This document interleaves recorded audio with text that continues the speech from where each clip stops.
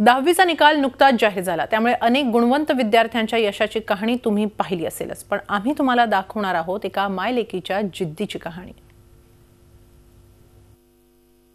नीलबटे सन्नाटा सिनेमातलं हे दृश्य वरळीत राहणाऱ्या रणपिसे कुटुंबियांच्या घरी प्रत्यक्षात पाहायला मिळालं। सिनेमात ज्याप्रमाणे मायलेकी एकत्र शाळेत जाऊन परीक्षा पास होतात, त्याचप्रमाणे संजना रणपिसे आणि तिची आई रंजना रणपिसे यांनी यंदा 10वीची परीक्षा पास केली।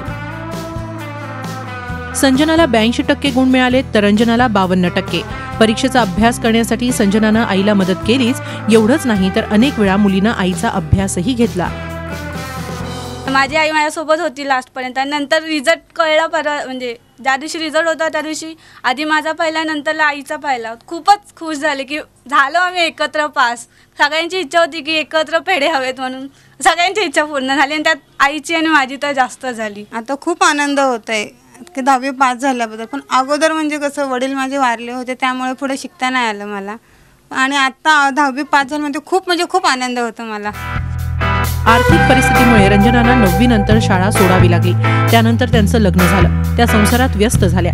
गृहिणी असल्यामुळे घरकाम आणि मुलांचा सांभाळ करत त्यांनी रात्र शाळेत अभ्यास करून 10वीची परीक्षा दिली, त्यात त्या पासही झाल्या।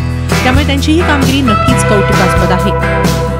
रंजना ताई ज्या आहेत अशा अनेक महिलांसाठी खरं तर प्रेरणा देणाऱ्या आहेत की जरी शिक्षण जे आहे हे काही कारणासाठी सुटलं असेल तरी ते पुन्हा कशा पद्धतीने सुरू करून त्यामध्ये आपल्याला शिक्षण जे आहे ते पूर्ण करता येऊ शकतं, हेच यांनी सिद्ध केलंय। व्हिडिओ जर्नलिस्ट सुमेश भालेरावसह Deepali Jagtap Patil, Zee media, Mumbai. Zee 24 तास रहा एक पाऊल पुढे।